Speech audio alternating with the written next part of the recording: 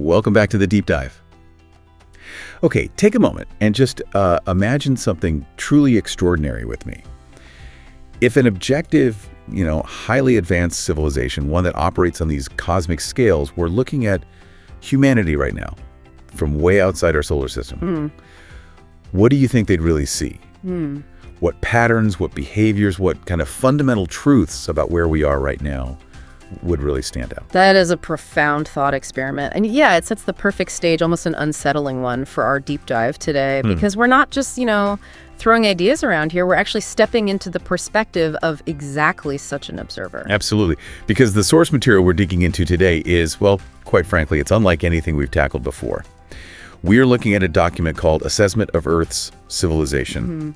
Now, according to our notes, this was put together by the Galactic Federation's Observation Council, specifically for their fleet operating within our solar system. So yeah, this isn't just another human looking at ourselves. That's precisely it. This report, it isn't based on, academics down here or political scientists. No, it's presented as this comprehensive, impartial analysis of human civilization, basically since the 20th century.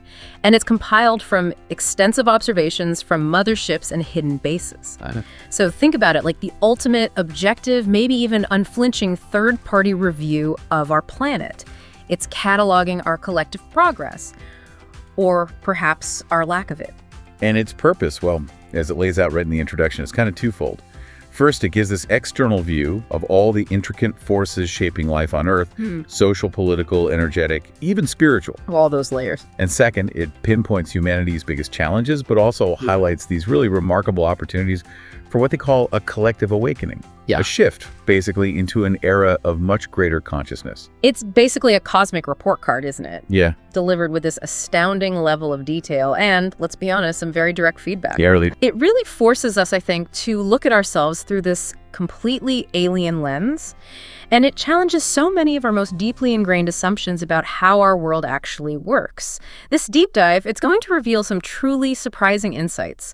And for many people listening, maybe some uncomfortable truths about parts of our society we just take for granted or, rarely even question. Yeah, get ready to have your perceptions stretched a bit. Yeah. Because what feels normal to us, well, it looks pretty different from an interstellar viewpoint. Absolutely. So, okay, when these advanced observers first really focused their attention on Earth, what was the first big pattern they just couldn't ignore? Surprisingly, maybe. It wasn't our big monuments or, complex tech. It was something way more mundane, but also profoundly revealing.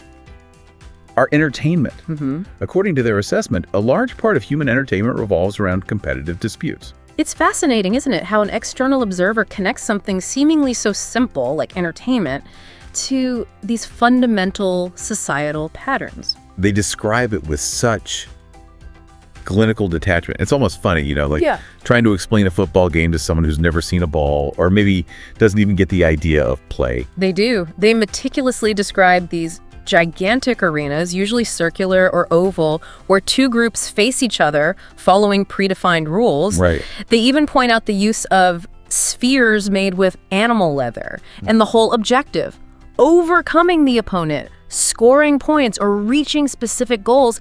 It's such a literal description, completely stripped of our cultural context. And that's what makes it so revealing, I think. Definitely. But then they go deeper, right? It's not just about the rules of the game. They watch the crowd. They observe that the crowd watching these things tends to divide emotionally, like intensely supporting one side, shouting, singing, wearing team colors. All that stuff. Yes, and for them, this isn't just simple leisure time. Yep. From their viewpoint, this goes way beyond just recreation. It actually becomes a manifestation of identity and belonging. And importantly, it's frequently accompanied by exacerbated rivalries. So what they're highlighting isn't just the emotional investment people have, it's how these events basically become tribal markers. Markers, yeah. A way for people to feel part of something bigger, even if that means drawing these really stark lines against an opposing them. The report notes the almost ritualistic sticking to tin colors, the collective chanting and singing, the huge emotional swings tied purely to how these two opposing groups perform. It's primal, really. A unifying force for one side, but inherently divisive for the other. It is striking when you put it like that, isn't it? This alien perspective just strips away all our cultural baggage. They're not just saying, oh, sports create division. They're sort of subtly hinting that these seemingly innocent pastimes are actually like a basic training ground. Training ground, how so? For the US versus them mentality, the one we see bleeding into everything else, politics, online arguments, you name it. Yeah. It makes you wonder, are we just unconsciously conditioning ourselves for conflict every Sunday afternoon watching the game? Yeah. This competitive blueprint, learned from childhood through entertainment, Yeah. it must cast a shadow. And that reinforcement, even if it feels subtle in the moment, could have really significant behavioral implications down the line. It's this constant, pervasive message that life is about winning and losing, one side overcoming another, even if it's just in a simulated, rule-bound game. Yeah. It almost normalizes the idea that opposition is the default way we interact instead of, say, collaboration. And then the report focuses on something else happening during these events. Equally fascinating and honestly a bit disturbing. They see this common consumption pattern. Substances and foods that reduce mental clarity and physical vitality. Right. They get specific. They do. They call out industrialized meats, fried potatoes and refined grains, and also fermented alcoholic or carbonated sugary drinks. From their perspective, it's not just what we're eating and drinking, but how it impacts our state of being during these big collective moments. And what they're getting at there, I think, if we connect it to the bigger picture, is how this mass consumption during shared experiences actually influences the collective consciousness. How so? The report notes the combined effect of this consumption during these hyped-up competitive events. It's described as an excited emotional state, yet mentally dulled. Mentally dulled. Wow. Yeah. And this state keeps the masses trapped in a cycle of distraction and consumption. The observers seem genuinely perplexed, almost, that humans would deliberately take in things that reduce their mental sharpness, especially when they're already in these highly charged emotional states. A mentally dulled state. That's pretty strong wording from these observers. What do you think they mean by that specifically? Is it just not paying attention or something more? Like suppressing curiosity or independent thought? It could be deeper, yeah. It suggests that while the emotions are running really high, the cognitive functions might actually be suppressed, making people maybe less likely to question things or observe what's really going on beneath the surface. It's a potent mix. High emotion, low clarity, all happening in this shared tribal space. Yeah, potent is the word. And the implication of that behavior, whether we intend it or not from our human view, is that it helps maintain a certain state of consciousness. From the Galactic Federation's viewpoint, it looks like a mechanism, one that keeps the collective focused on the immediate, the superficial, the competition, rather than on, say, introspection or critical thinking or maybe the bigger societal issues. It almost looks like a form of control through distraction and, well, physiological impact. Like a constant loop. Stimulation and sedation, preventing deeper awareness. Exactly. A loop that keeps deeper awareness from really taking root. Which brings us to their overall interpretation of this whole competitive behavior thing. And it's quite chilling, really. From their perspective, such behavior reveals a pattern of mental division within the same physical space. Think about that. People physically together in one arena, one stadium, but mentally completely separated by these intense rivalries, operating under what they see as a fundamental misunderstanding of shared reality. The key insight they pull from this is that this pattern feeds the idea that the victory of one side implies the defeat of the other. Now, that seems obvious to us when we're watching a game, right? Of course, one team wins, one loses. Sure. But the profound implication, according to this report, is that this concept perpetuates a consciousness of separation, and it fuels a competitive impulse that borders on the pathological. Pathological, wow. They're not just observing a behavior, they're diagnosing what looks like a fundamental cognitive bias that just permeates our entire society. This pattern of thinking that assumes nearly every interaction has to be a zero-sum game. Someone wins, someone must lose. So, okay, if our entertainment, even our eating habits at these events, are subtly programming us for this worldview based on scarcity and conflict, instead of collaboration or shared success. What does that mean for how we interact day to day? Yeah, beyond the sports arena. Exactly. How does this subtle, constant message of competition shape our politics, our economy, even our personal relationships? Does it fundamentally shape how we even perceive what's possible for humans working together? Well, this perspective really challenges us to look beyond the surface of what we just consider normal social interaction, doesn't it? It suggests that even the things we love, our pastimes, might be subtly conditioning us for a worldview built on scarcity and conflict, rather than on collaboration or, mutual success. Imagine for a second if our main societal training from childhood up was rooted in mutual benefit, not just victory over some opponent. It's a radical thought prompted by this external observation. It really is. It asks us to question the very fabric of our social conditioning, the fundamental beliefs we hold, maybe unconsciously, about human nature itself. It hints at a potential for unity that our own structures might be actively undermining. Okay, so if we learn win or lose on the sports field, what happens when that same logic gets applied to how we govern ourselves? Because when the Galactic Federation's report shifts its gaze from, our modern gladiatorial arenas to our halls of power, the observations get even more unsettling. Yeah, they definitely don't pull any punches when they look at Earth's leadership structures. The report states very clearly that their analysis, quote, exposes a serious deficiency of integrity and division of planetary unity among those who occupy positions of command. A serious deficiency of integrity. That's diplomatic language for something pretty damning. It is, and it's a stark contrast, isn't it, between what leadership theoretically should be and what they consistently see happening. In our human ideals, these leaders should act as guides for progress and collective well-being. That's the hope, the aspiration we often have. Right. But the observed reality, according to this report, is sharply different. They meticulously note repeated cases of corruption, abuse of power, manipulation of information. The usual suspects, sadly. Exactly. And policies that, instead of actually serving humanity, seem designed to favor particular interests and hidden agendas. From their detached viewpoint, the systemic nature of this malfeasance, it's undeniable. They seem to see it as a pervasive sickness in the system, not just a few bad apples. And it gets even more chilling. There's a specific detail they include that really underscores the depth of this deficiency of integrity. It's truly disturbing. What's that? The report states that some even finance battles, providing weapons and resources to opposing sides of the same confrontation. Wait, opposing sides of the same conflict? Yes. Yeah. Guaranteeing billion-dollar profits at the cost of human lives and environmental devastation. My God, that's not just passive corruption. That's actively, calculatedly exploiting conflict for money. Precisely. It suggests a deliberate cultivation of chaos, not for ideology, not for territory, purely for economic gain. This description just paints a picture of a system that is fundamentally misaligned with its supposed purpose. It's not just incompetence, it's deliberate exploitation. The whole concept of leaders maybe creating the very problems they claim they're trying to solve, just for profit. That's a profound accusation coming from an outside view. The Federation observers seem to register this as just a fundamental perversion of what stewardship should be, a betrayal of the collective trust. They apparently track the flow of resources, the weapons transfers, and then they cross-reference it with financial records, revealing this horrific pattern that consistently puts profit ahead of peace. It really does make you wonder, doesn't it, about the real motives behind so many global conflicts. This report suggests it's not always about ideology or simple resource grabs. Sometimes, maybe often, it's a deliberate cultivation of conflict because it's a highly profitable business model for a select few. Yeah, a war economy. Exactly.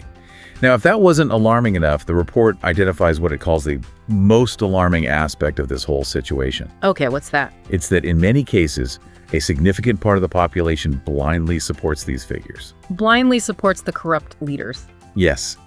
Without realizing that they are sustaining a system that acts against their own well-being. Wow. So this isn't just about corrupt leaders anymore. It's about the populace's widespread, almost inexplicable acceptance and even perpetuation of systems that demonstrably harm them. And the underlying cause for this mass cognitive dissonance, as you called it, according to the report, it reveals the efficacy of decades or even centuries of psychological manipulation. Centuries? That's what it says. It's not a new trick they're observing. It's a deeply entrenched, multi-generational system of control, one that's continuously refined over time.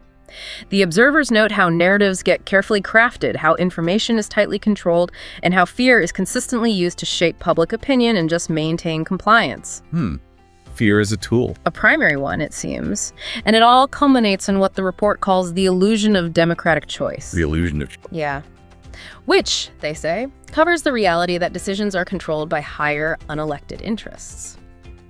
This just raises a huge question about the nature of consent, doesn't it? And about the systems that shape what we believe. Absolutely. If people are systematically manipulated into supporting systems that actually harm them, how genuine is their choice when they vote or express support?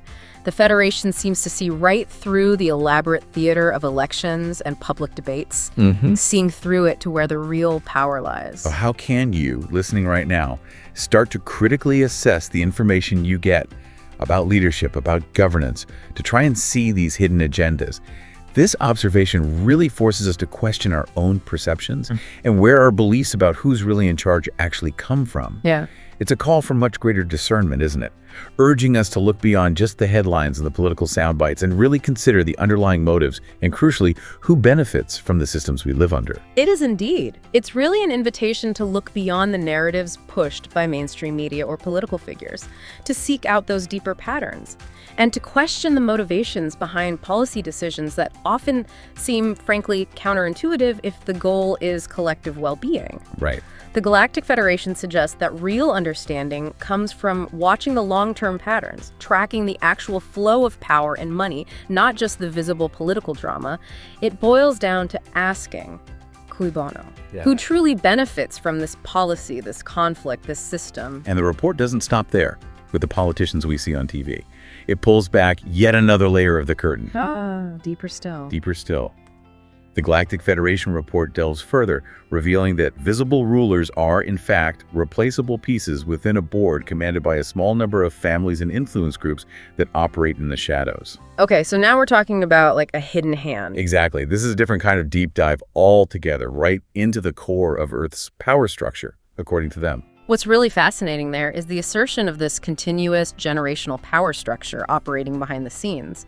These aren't just temporary alliances. They're described as lineages of power, which extend for generations, holding vast financial resources and networks of influence. Wow. Lineages. Yeah. The report implies that what we perceive as shifting political tides, changes in governments, maybe even big economic booms and busts, that might just be the surface play. The ripples from a much deeper, far more consistent game being played underneath. The observers apparently note how these families very rarely appear in the public spotlight themselves, yet their decisions seem to ripple through almost every major global event. And their reach, according to this report, is truly global, utterly pervasive. These groups are described as being capable of shaping markets, creating economic crises, and manipulating public opinion on a global scale. So it's not just influencing a law here or there. No, it's influencing the very economic stability of entire nations, the narratives we all consume through media, even our collective emotional state. That's staggering. That suggests that many of the financial upheavals or big shifts in public mood that seem sort of organic or spontaneous might actually be orchestrated. Yeah. It points towards a highly centralized, even if it's hidden, network that's pulling the strings of global systems. They apparently observe how these orchestrated crises often result in massive wealth transfers, usually consolidating wealth upwards into the hands of these very same groups, further solidifying their power. So it's a self-perpetuating cycle. It paints a picture of a controlled environment, Yeah. where major world events might not be random occurrences at all, but strategic moves on a global chessboard. And the central tool, the main lever used by these groups, the thing that makes this entire system function, according to the report, is money. Money, of course. But listen to how they describe it, with this incredible detachment. Pieces of colored paper or coined metals that, despite having no intrinsic value, are universally accepted as equivalent to survival. That's an incredibly alien way to frame something so fundamental to our daily lives, isn't it? It completely reframes it, reducing it to its bare, abstract components, little bits of paper and metal. It truly is. And from their perspective, the observation is that the majority of humans dedicate most of their life and energy to obtain these monetary units. Most of their life and energy. They're believing that without them, they cannot guarantee shelter, food, or security. They note how humans spend the vast majority of their waking lives just trying to accumulate these arbitrary units, often sacrificing their well-being, their relationships, even damaging their own environment to get more of them. It's not just a tool they observe, it's become a belief system, so deeply ingrained that it dictates global behavior and perpetuates this constant cycle of perceived need. And this leads to what they see as a profound, almost tragic consequence for humanity. The report states that this economic system, artificially based on scarcity, note the word artificially, ensures that few accumulate wealth and power, while the majority remain in a constant state of need. Artificial scarcity. Right. Implying it doesn't have to be this way. Exactly. And it's this constant state of need that they observe as preventing the full blossoming of humanity's creative and spiritual capacities. Just imagine that.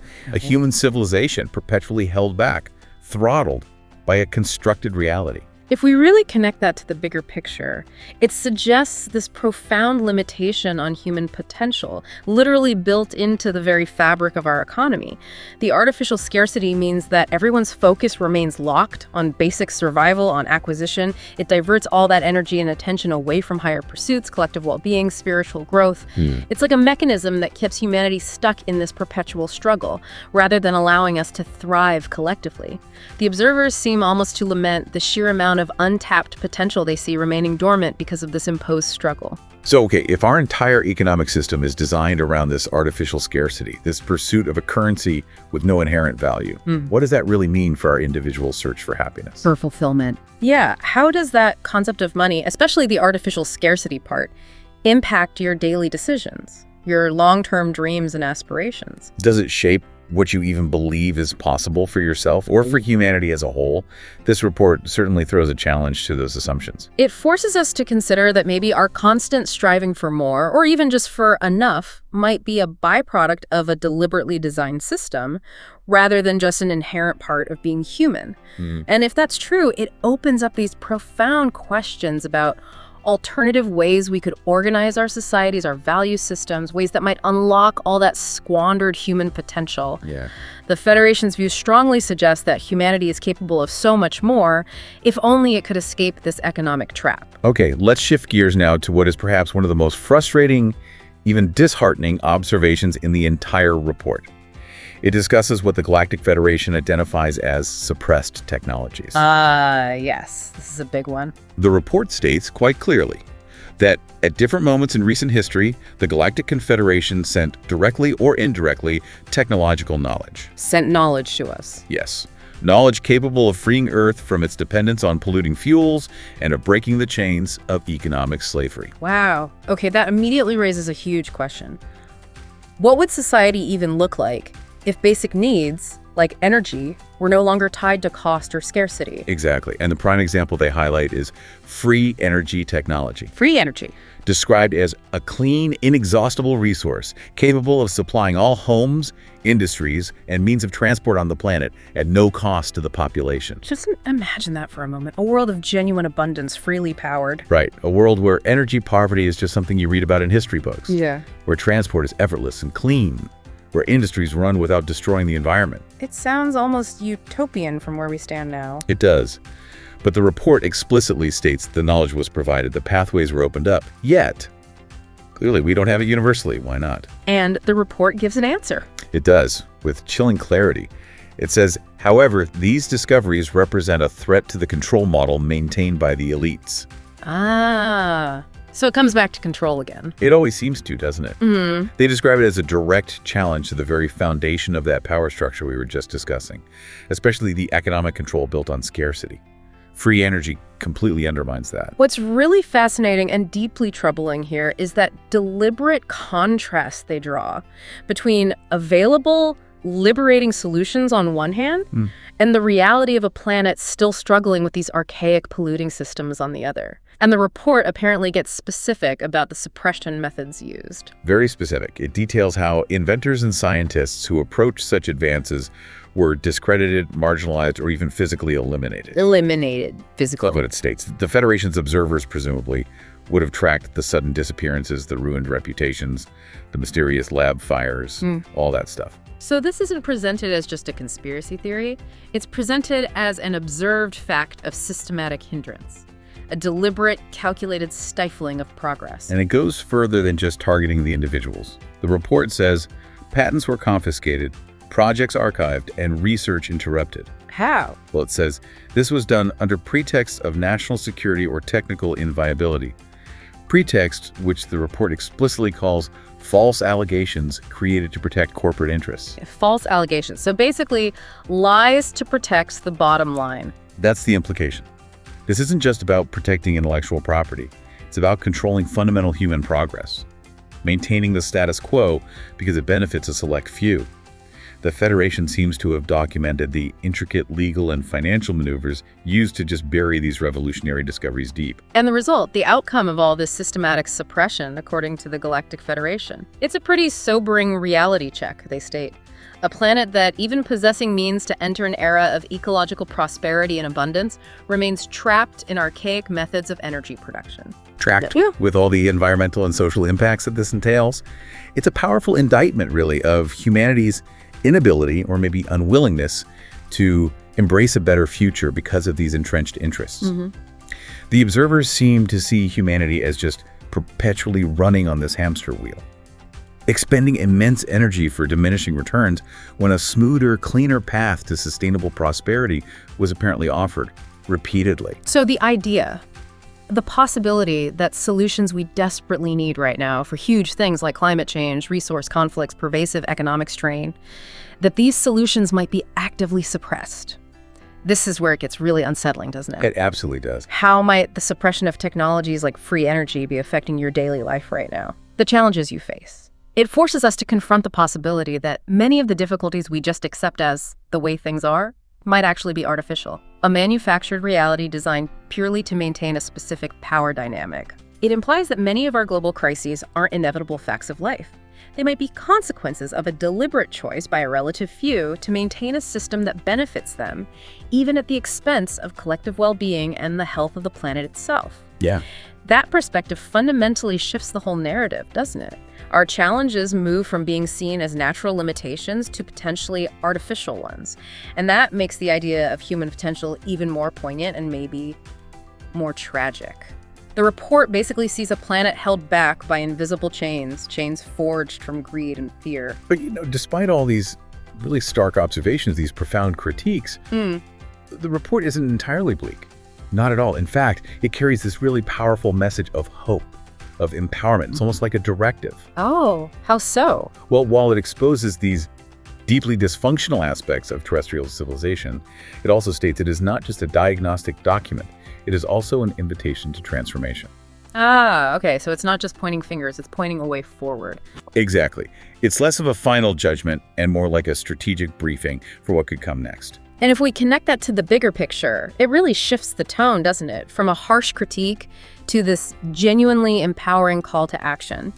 And it gets very specific about who it's addressing. Right. It directly addresses you who recognize yourselves as starseeds, guardians, and light bearers. Starseeds, guardians, light bearers. That's fascinating terminology. What does that imply? Well, it seemed to imply individuals with a sort of heightened spiritual awareness, maybe, or perhaps people with a specific role to play in humanity's evolution. Those whose consciousness maybe vibrates at a different frequency, who feel a connection beyond the mundane. Okay, and what does it say to them? It says they have before you the task and the opportunity to transcend millenary patterns of separation, fear, and submission. Transcend millenary patterns. Wow. Yeah. It's as if this particular segment of humanity is being specifically tasked with leading the charge out of the old ways. So this isn't just an observation anymore. It's almost like a cosmic rallying cry. It really feels like that. It's calling upon certain individuals to step up, to fulfill a purpose that goes way beyond the observed societal norms, to activate some kind of innate potential. It gives a real sense of mission to anyone who resonates with that message. And does it outline how this transformation is supposed to happen? What's the mechanism? It does, and it's profound in its simplicity, actually. It states that each choice based on love, compassion, and cooperation dissolves a part of the old structures that still sustain the illusion of domination. Each choice, based on love, compassion, cooperation, dissolves the old structures. Yeah, think about that. It's a radically simple yet incredibly powerful solution being proposed by these observers. It implies that every small act of positive intention, every single choice we make to connect with someone rather than compete against them, sends these ripples through the energetic fabric of reality. And those ripples actively dismantle the very structures of control and separation that have held humanity back for so long. It suggests a very personal power, doesn't it? But one with potentially universal impact, reshaping our collective reality from the ground up. Every small act of kindness, every moment of genuine connection we foster, every decision we make that's rooted in empathy rather than fear, it all contributes to dismantling these deep-seated millennial-old structures. It puts the power right back into the hands of the individual. And furthermore, the report talks about cosmic support for this whole awakening process. Cosmic support, like from the universe itself. Apparently so.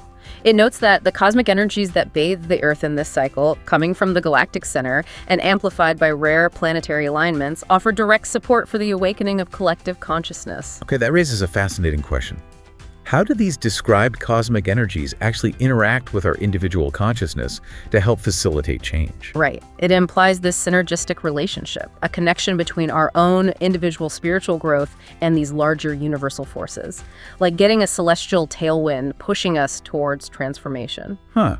Celestial tailwind. I like that. The Federation's detailed charts, apparently, show these energetic pulses washing over Earth, bathing the planet in frequencies that naturally encourage higher thought patterns and more harmonious emotional resonances. In this energetic tide, as they call it. Yeah. What does it do?